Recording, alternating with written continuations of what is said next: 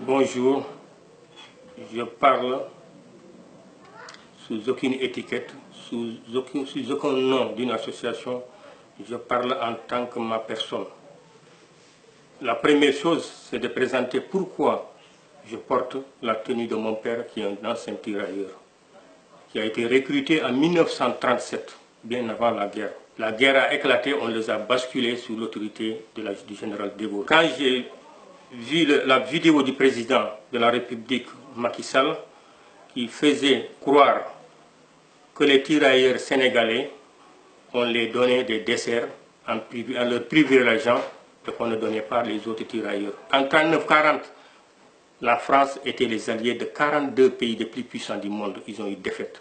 Quand il a eu défaite, le général de Gaulle, il est parti en Angleterre pour reconstituer la force française. Il n'a pas pu. Il s'est retrouvé au Tchad, auprès de Félix Aubuye, là où son ami Félix Aubuye a pu reconstituer la force africaine et la force maghrébine. Et de là, on a fait le débarquement. Et nos pères, quand ils ont débarqué en France, ce n'était pas pour des yaourts. On est allé chercher des cultivateurs, nos pères, qui ne savaient ni parler français.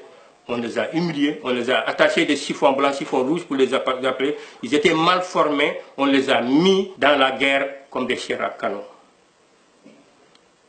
Quand on disait il y avait la mort devant, il y avait la mort derrière. La mort devant, c'est les Allemands. La mort derrière, c'est des officiers français qui étaient lourdement armés. Donc les tirailleurs étaient entre les deux feux. Il fallait soit combattre, soit être avertis. Ils n'avaient pas le temps de manger du dessert ou bien être désultés. Il fallait combattre, c'est mourir ou vivre. Les tirailleurs restaient une semaine sans avoir de quoi manger. Si les Allemands avaient barré la route, le ravitaillement pour le manger n'arrivait pas à accéder aux tirailleurs. Les nazis avaient occupé tout territoire français.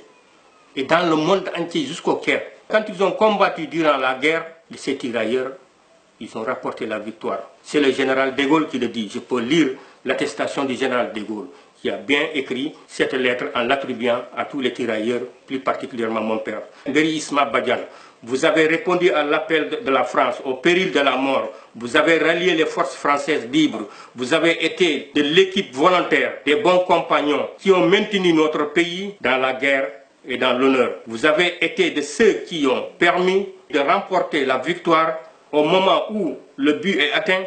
Je tiens à vous remercier amicalement, simplement, au nom de la France. Le 1er septembre 1945, le général de Gaulle. Il y a les diplômes qui sont là, qui le certifient. Voilà le diplôme du général de Gaulle. Ça aussi, c'est le diplôme du général de Gaulle qui est là. Ça, c'est mon père, c'est mon grand-père, Samba Ndiaye, qui est né à Djowel. Il a été décerné avec ce diplôme en 1924. Donc j'ai eu toute ma famille qui ont péri durant dans la guerre. Et mon père, quand il m'a raconté sa vie durant la guerre, il ne m'a jamais parlé de dessert. Je pense que notre président de la République est mieux placé. Il avait autre chose à parler pour les tirailleurs que de parler de dessert. Il y avait une commune en Bretagne, quelques tirailleurs sénégalais qui, à la fin de la guerre, qui ne voulaient pas rentrer. Ils ont été exécutés. Et les personnes de la commune voulaient manifester pour honorer ces tirailleurs qui ont combattu dans les rangs pour libérer la France.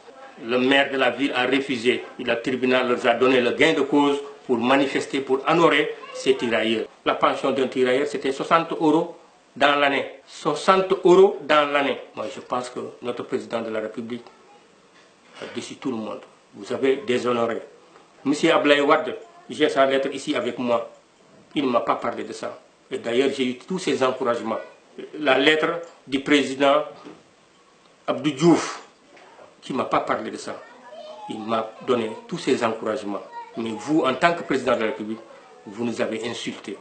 Vous nous avez déshonorés dans tout le Sénégal. Que vous me montrez qu'une seule médaille qui vient de votre père, une seule, je ne dis pas deux, une seule médaille. J'ai le croix de guerre, la France libre qui est là. J'ai d'autres qui sont là. J'ai la poitrine bien remplie. Mais j'aimerais bien, en tant que président de la République, de sortir une seule médaille et dire, voilà ce que mon père a gagné. Je vous remercie beaucoup.